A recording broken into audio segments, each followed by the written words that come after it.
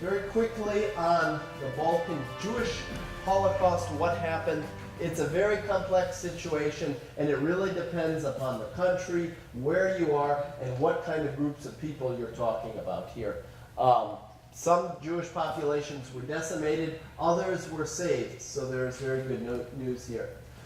As I mentioned before, Italian-occupied zones were mostly safe, did not participate in the evacuation of Jews to Auschwitz, Belsen, or Dachau or other camps.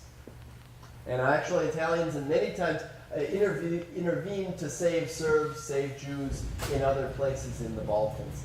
80% of Yugoslavia's relatively small population of Jews were killed, either by the independent state of Croatia or by Germans who shipped them to the concentration camps on trains. Almost all of the Jews of the city of Salonika were massacred by the year 1943. This is the good news. In Bulgaria, the Orthodox Church and members of parliament intervened to save the pre-war Bulgarian Jewish population. And there's a book by Michael Barzohar who details how Bulgaria saved its Jews, although the Jews who were in Macedonia and in Thrace under partial German occupation perished. So Bulgaria was heroic in being able to save the Jews of its pre-war borders because it administered its own pre-war borders. So that was a bit of a heroic effort.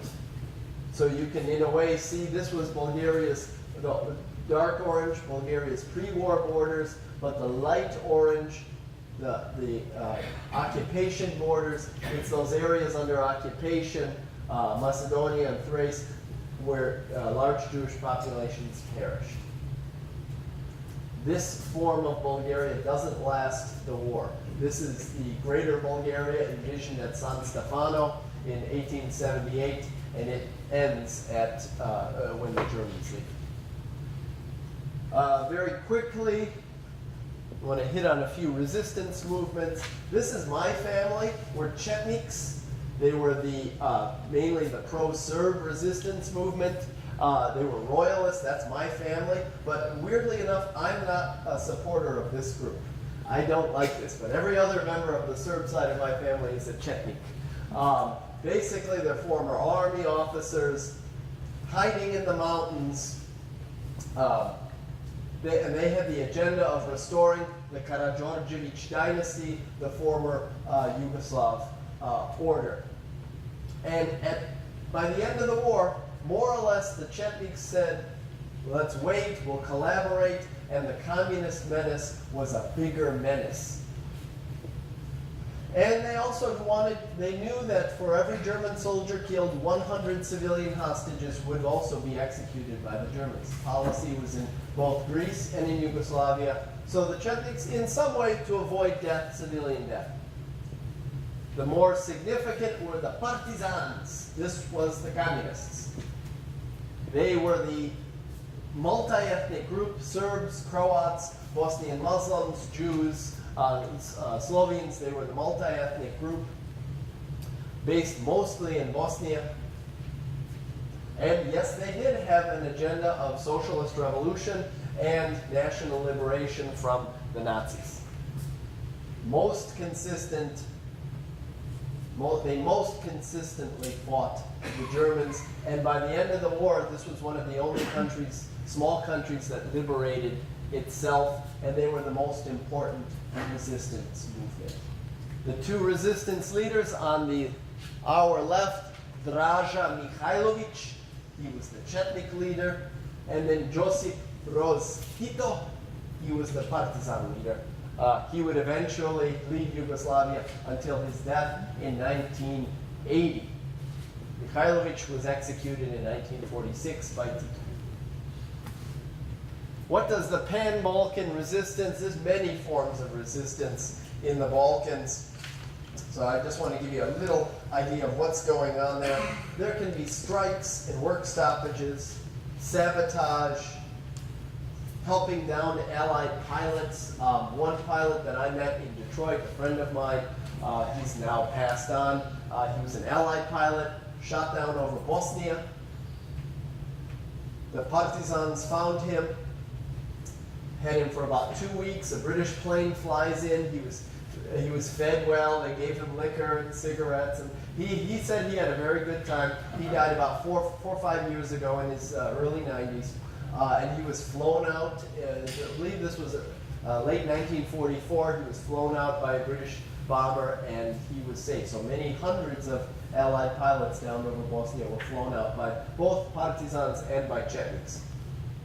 Intelligence gathering, civil disobedience, assassination, bombings, guerrilla warfare. It depended on your terrain, what you could do, how organized you were, and what kind of organization, how strong the Germans were in that area. And the thing is, the Germans thought that a harsh occupation, that 100-to-1 law, would deter resistance. It backfired. It fueled the terror by the Ustaše, drove Serbs into the arms of both partisans and Chetniks, and the harsh resistance drove Greeks into the arms of the resistance movements. This is the, George might help me with the pronunciation, Antartis. These are Greek female communist fighters, kind of a cool look to them. So women were incorporated at least into the communist resistance, not so much into the royalist resistance. This was 1943. All the red zones is what Tito and the partisans liberated or semi-liberated in Yugoslavia. This is late 43. So you can see most of Bosnia in this area, most of Croatia on this side, and Herzegovina and Montenegro were already liberated. The hilly, mountainous regions were already liberated. This is where the Allies were landing. The Germans could only control the major cities in the valleys, and even those were being debated by the partisans quite fiercely. What's going on near the end of the war? The partisan forces grew to 200,000 in 1943. By 44, they ballooned up to 300,000, captured most of rural Yugoslavia.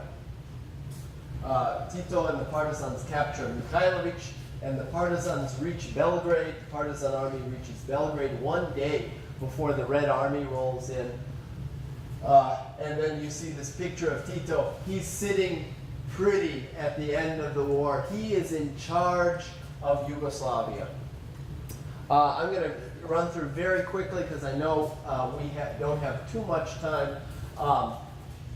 But we have two Greek resistance groups on your left here. They have EDAS, which was more or less the they were Republican army officers that were mainly in the north near Albania in Epirus. But then the strongest resistance group was EAM, the National Liberation Front, and ELAS, the National Liberation Army, which was mostly organized by the communists. And by the war's end, they had about 50,000 troops, compared to about 7,000 for EDAS. And it's mainly EAM and ELAS who do the majority of the fighting against the occupiers in Greece. But the interesting thing is here, they begin to have blows. They begin to come to blows even by 1944 against the new British forces that were lying. This, incidentally, here is one of the kernels of the beginning of the Cold War. The conflict in the Balkans over who would rule these countries, the communist forces or those backed by the British and the Allies. If we have time later, Kurt told me we could look at a little bit of this, but I just want to give you the conclusion and the aftermath. What is going on here? Through this horrible war, Yugoslavia lost about 1 million people, including losses from the genocide and war. The population was about 15 million at the beginning of the war. So imagine losing, what is that, about 8% of your population through the war. Only countries that lost higher percentages: Russia, China, and Poland. Yugoslavia is about 4th or 5th. Greece lost somewhere around 325,000. They started with a smaller population, about 7 million people to the war. 100,000 Greeks died of starvation in the first year alone because of the harsh rationing. Romania, 800,000 lost, including nearly 300,000 Jews in the first 2 years of their participation in the war. These countries, Romania, Greece, Bulgaria, Yugoslavia, emerged from the war in tatters, socially, economically, politically. This is what these new regimes, new countries, new republics have to pick up the pieces to do after the end of the war. Communist forces come to power in Yugoslavia. They take power themselves, and eventually Tito in 1948 has the famous Tito-Stalin split. And he splits permanently from the Soviet sphere and forms sort of his third way of communism.